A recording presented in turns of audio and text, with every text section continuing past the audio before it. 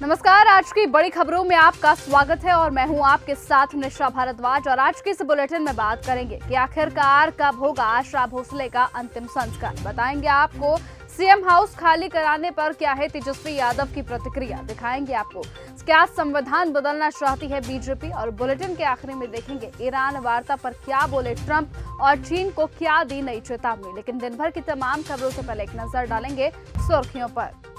मुंबई में मशहूर गायिका आशा भोसले का ब्रीच कैंडी अस्पताल में हुआ निधन। नेता प्रतिपक्ष मल्लिकार्जुन खड़गे ने संसद के प्रस्तावित विशेष सत्र को लेकर पीएम मोदी को लिखा पत्र। कई बिंदुओं पर हमारी सहमति बनी, लेकिन दो अहम मुद्दों पर हमारे विचार अलग अलग थे, बोले ईरान।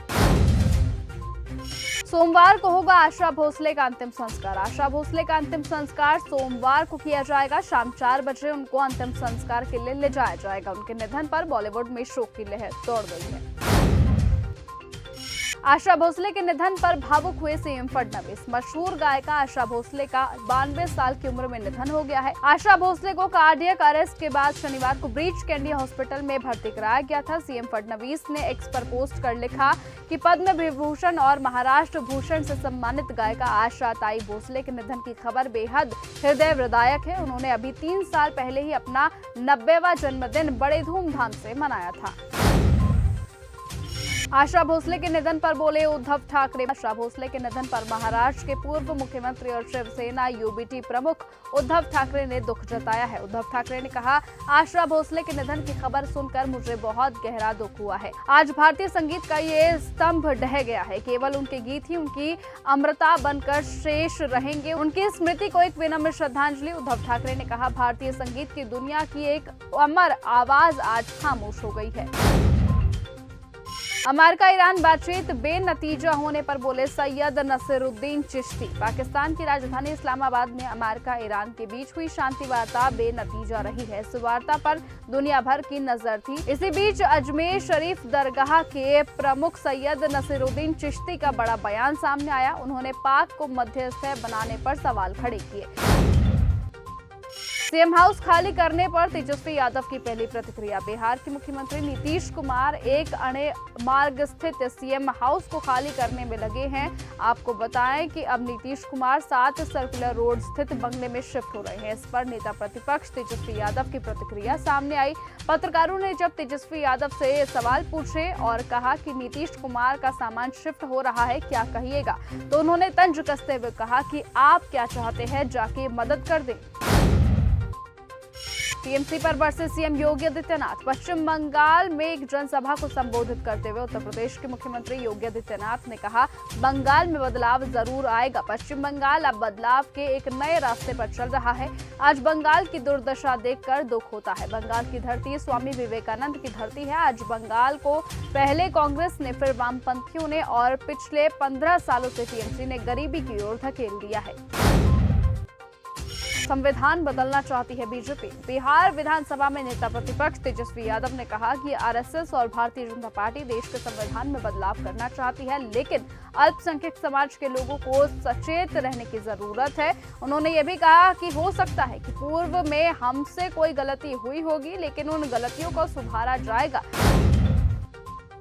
नीतीश कुमार के बेटे निशांत के लगे पोस्टर। बिहार में नीतीश कुमार के राज्यसभा में शपथ लेने के बाद राजनीतिक गलियारों में नए मुख्यमंत्री को लेकर सुगबुगाहट तेज हो गई है। अटकलें लगाई जा रही हैं कि बिहार का अगला मुख्यमंत्री भारतीय जनता पार्टी से हो सकता है। इसी बीच जनता दल यूनाइटेड के समर्थक ये चाहते हैं कि सूबे की कमान खुद निशांत कुमार संभाले। ट्रंप ने शेयर किया बड़ा प्लान। अमेरिका और ईरान के बीच फेल हुई शांति वार्ता के बीच ईरान ने अमेरिका के सामने झुकने से मना कर दिया। ऐसे में सबकी निगाहें दोनों देशों के आने वाले कदम पर टिकी है। इस्लामाबाद में यूएस ईरान बातचीत बिना किसी समझौते के खत्म होने के बाद अब राष्ट्रपति डोनाल्ड ट्रंप ने अपने ट्रूथ सोशल मीडिया पर एक आर्टिकल शेयर किया है। इस आर्टिकल में कहा गया है कि अगर ईरान यूएस की मांगे मानने से इनकार करता है तो ट्रंप उस पर नौसैनिक नाकाबंदी लगा सकता है।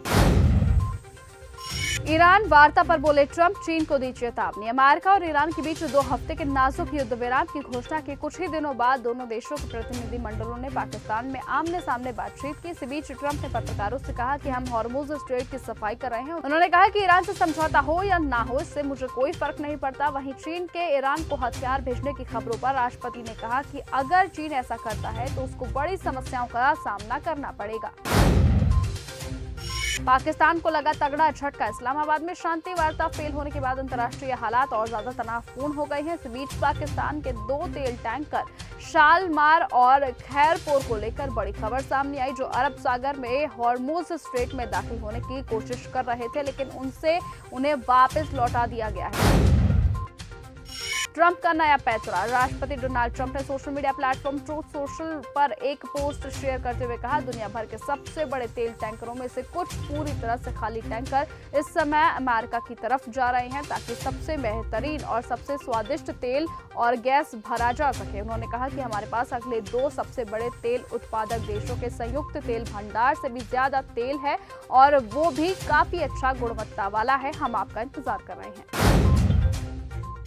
इजरायली हमलों में लेबनान के 18 लोगों की जान गई। लेबनान के स्वास्थ्य मंत्रालय ने शनिवार को बताया कि दक्षिणी लेबनान के सिडोन के पास एक गांव पर इजरायली हमले में कम से कम 8 लोग मारे जा चुके हैं और 9 अन्य लोग घायल हुए हैं। तो वहीं इससे पहले ये बताया गया था कि नबातिही जिले में इजरायली हमलों में 3 आपातकालीन कर्मचारियों सहित कम से कम 10 लोग मारे गए थे।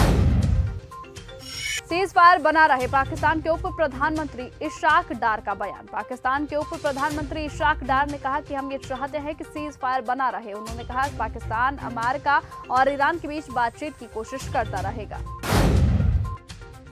ईरान से समझौता हो या ना हो, हमें कोई फर्क नहीं पड़ता। इस्लामाबाद में चल रही अमेरिका ईरान शांति वार्ता पर अमेरिकी राष्ट्रपति डोनाल्ड ट्रंप ने कहा कि वो कई घंटों से बैठक कर रहे थे। देखते हैं कि क्या होता है, चाहे कुछ भी हो, जीत हमारी हो सकती है या नहीं हो सकती है, इससे हमें लेकर कोई फर्क नहीं पड़ता। अमेरिका के दृष्टिकोण से जीत हमारी है। जहाज हमारे देश की ओर रवाना हो रहे हैं। हम विशाल टैंकरों से तेल और गैस भर रहे हैं।